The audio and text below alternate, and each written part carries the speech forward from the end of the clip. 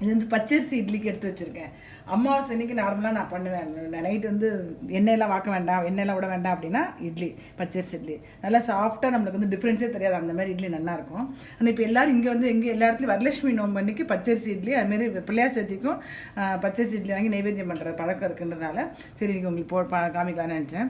நான் கொஞ்சம் உளுந்து ஜாஸ்தியாக தான் போடுவேன். இப்போ இது ஏதாவது அழகு இருக்கு இல்லையா, இந்த அழகில் எவ்வளோ எடுத்துக்கிறோமோ அதுக்கு பாதி உளுந்து போடுவேன். இப்போ வந்து 4 டம்ளர் பச்சரிசி எடுத்துட்டு அதில் ரெண்டு டம்ளர் வந்து உளுத்தம் பருப்பு.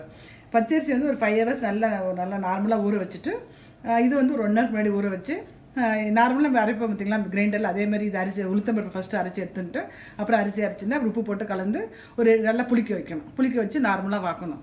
இது இட்லி வந்து நல்லா சாஃப்டாக நல்லாயிருக்கும்.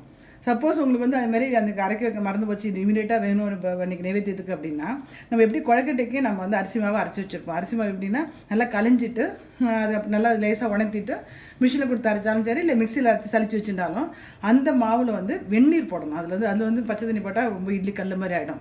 அதில் வந்து வெந்நீர் போட்டு இதேமாரி ரேஷியோ தான்.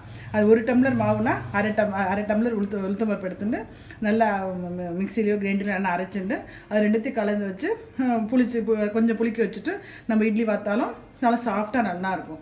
இது வந்து நம்ம வாத்துட்டு உங்களுக்கு காமிக்கிறேன். விட்டு வச்சுருக்கேன், வாத்துட்டு காமிக்கிறேன். இட்லி ஆகிட்டு பாருங்கள், நல்லா சாஃப்டாக நம்ம நார்மல் இட்லி மாரி ரொம்ப நல்லா அப்படியே பஞ்சு போல் இருக்கும் இட்லி சுட்டி சாப்பிட்றதுக்கு. இந்த பச்சரிசி இட்லி பண்ணி பாருங்கள் நீங்கள்.